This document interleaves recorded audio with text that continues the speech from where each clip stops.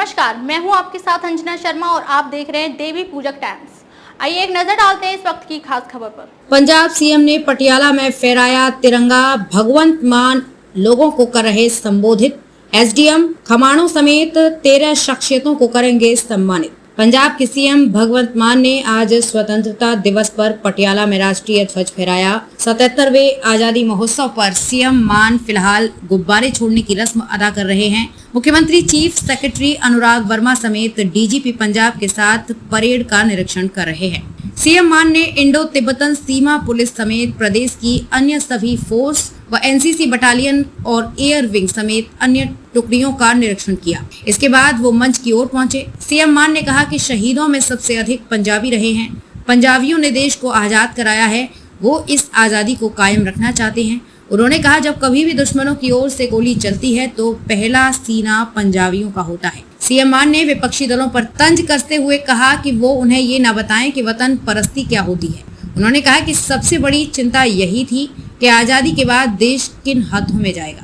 उन्होंने कहा कि 76 साल से देश की बागडोर हमारे हाथों में है और ये बताना पड़ेगा कि देश के लिए क्या क्या किया है। और उन्होंने बच्चे से देश के इतिहास को जानने के बारे में कहा। सीएम मान ने कहा कि बीते कल 14 अगस्त का दिन बंटवारे का दर्द भरा दिन था। 10 लाख लोग मारे गए थे। हर जगह लहूलुहान लोग थे। सभी अपने ही पारिवारिक सदस्य और रिश्तेदार थे। पंजाब और लोग बट गए, इसलिए आजादी पंजाब को अधिक महंगी पड़ी और इतिहास का याद रखना काफी जरूरी है।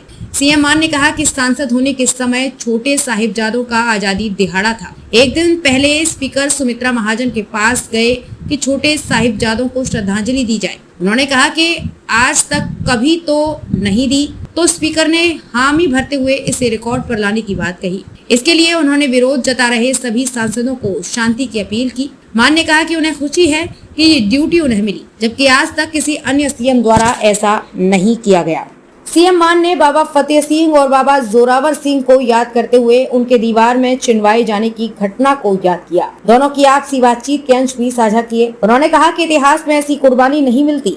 कहा कि इस शहादत के संसद में रिकॉर्ड पर जाने की उन्हें खुशी है। सीएम मान ने कहा कि पंजाब सरकार की सबसे बड़ी प्राथमिकता स्वास्थ्य, शिक्षा, रोजगार, व्यापार और खेती है। उन्होंने कहा कि पंजाब में आज 76 आम आदमी क्लिनिक शुरू हो गए हैं। अब कुल 659 आम आदमी क्लिनिक हो गए हैं। यहाँ दवाइयाँ और मेडिकल टेस्ट फ्री हैं। लोगों को गाँव में ही सभी सुविधाएं मिलेंगी। खेड्डा वतन पंजाबी का रजिस्ट्रेशन शुरू। सीएम मान ने कहा कि खेड्डा वतन पंजाबी के लिए रजिस्ट्रेशन शुरू कर दी गए हैं। उन्होंने कहा कि इसके तहत पहले पारंपरिक खेल कराए गए और इन गेम्स को दोबारा स्कूलों में लाया जा रहा है। हर साल 2200 पुलिसकर्मियों की भर्ती की जानी है। सिपाही से लेकर सब इंस्पेक्टर भर्ती किए जाने हैं।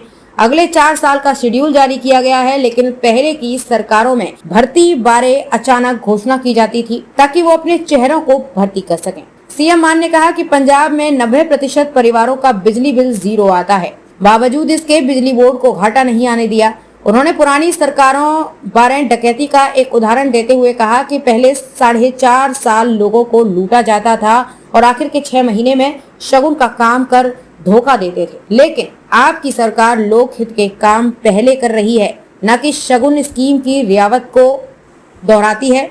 उन्होंने कहा कि पंजाब शहीदों का कर्जदार है। सीएम मान ने कहा कि पंजाब को व्यापार में नंबर 1 बनाने की दिशा में काम कर रहे हैं। उन्होंने कहा कि पंजाब छोटी फैक्ट्रियों के पंजीकरण में बीते 1 साल से नॉर्थ इंडिया में अग्रणी रहा है। करीब 2,79,000 इकाइयां आ रही हैं। टाटा स्टील, बर्वियों, जिंदल स्टील समेत अन्य बड़ी बड़ी कंपनियां पंजाब आ रही हैं, क्योंकि अब कारोबारियों को पता है कि राज्य सरकार उन्हें तंग न कर सहयोग प्रदान करेगी। इससे बेरोजगारी और नशे की समस्या से निपटने में मदद मिलेगी। सीएम मान ने कहा कि पंजाब में नशा तस्करों, सप्लायरों की धरपकड़ के लिए विशेष प्रकार की तेज मुहिम चलाई जाएगी। उन्होंने कहा कि अगले साल तक पूरे पंजाब से नशे का कलंक मिटा दिया जाएगा। उन्होंने कहा कि युवाओं को पंजाब में ही रोजगार दिया जाएगा ताकि उन्हें विदेशों में नहीं जाना पड़े।